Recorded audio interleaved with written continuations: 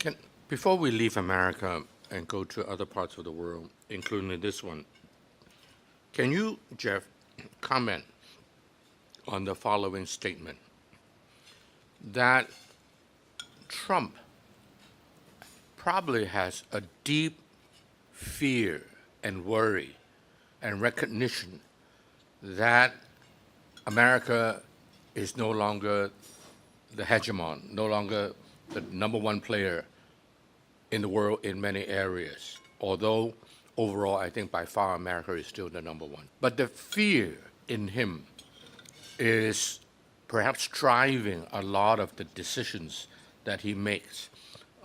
So he's not speaking out of inward strong belief of their own success. Rather, it is a strong belief of America's waning in a relative sense.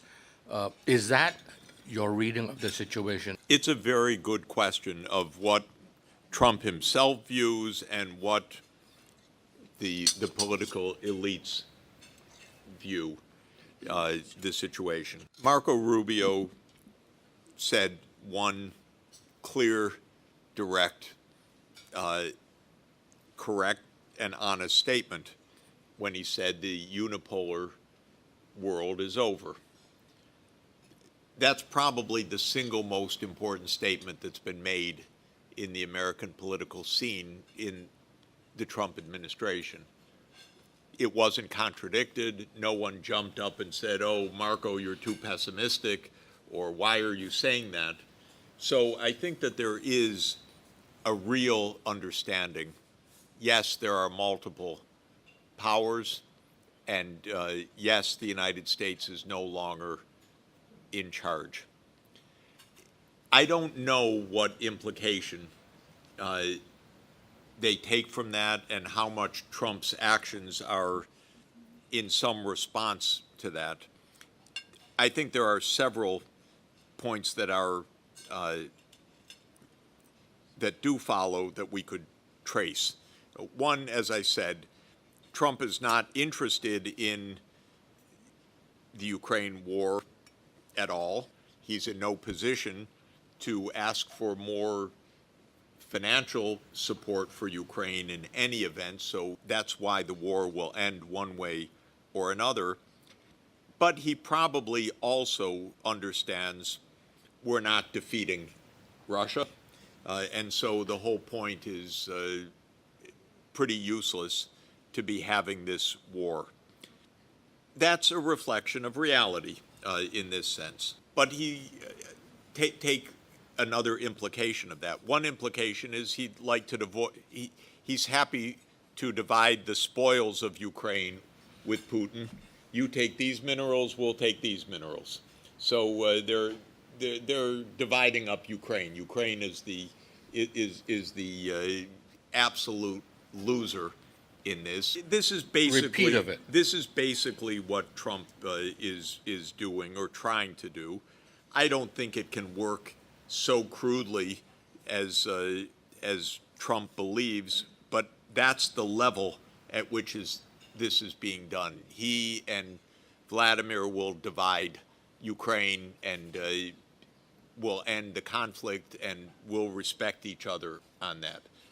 But then Trump is also asking, how can America regain its strength? And he comes up with multiple answers. One answer that he's absolutely dead serious about is recognizing that because of global warming, ironically, the northern route and the Arctic has been opened up, and the United States is not an Arctic country other than a small stretch of Alaska. And so Trump absolutely believes that Canada needs to belong to the United States and Greenland needs to belong to the United States. That is not rhetoric. It's not a joke. It is obscene, but it is not a joke. And the reason that he wants it is that the Arctic has become a strategic part of the world because it's no longer an ice-bound wilderness. It's now going to be central for international trade and resource development. And so that's where that comes from. So that's a kind of limited imperialism. It's a Western Hemisphere imperialism that Trump is actually trying to invoke. I think the U.S. probably will militarily occupy Greenland during his administration. That's an invasion of Europe. I bet that it will take place. I don't think the U.S. will occupy Canada, but I do think that with the 50,000 people of Greenland, the United States may just decide it's going to take Greenland, and that's that. It won't stand. It won't work for the longer term. It will be a disaster, but it could very well happen. So that's the one kind of response. Trump also believes that the tariffs are necessary for America to restore its greatness in some sense. And probably what he has in mind is we don't produce enough steel and aluminum to build our arms industry and so forth, and we can't compete with China unless we restore basic heavy industry.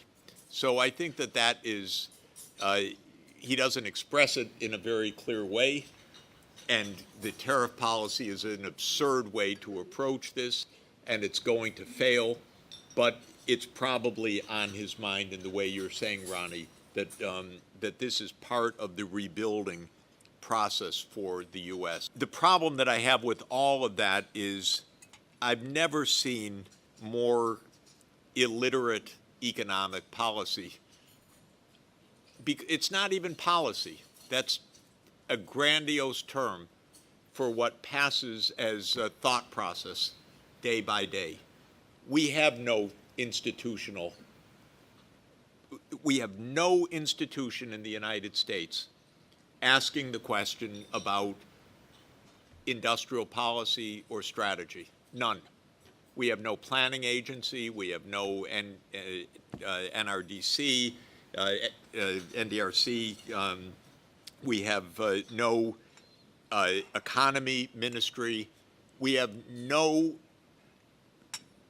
institutional process thinking about America's economic future, because this is not how it's done in the United States. The only industrial planning we have in the United States is the Pentagon, and that's to build, F-35s and so on. It's not to do infrastructure or economic revitalization. So what Trump is doing is complete improvisation. You cannot run a $30 trillion economy on improvisation, but that's literally what is happening right now. In terms of government policy. We don't even have congressional hearings where ideas are discussed, where experts testify. We don't have white papers. We don't have green papers. We don't have any process of thinking right now. We have edicts from the White House. That's a very strange way to run a country.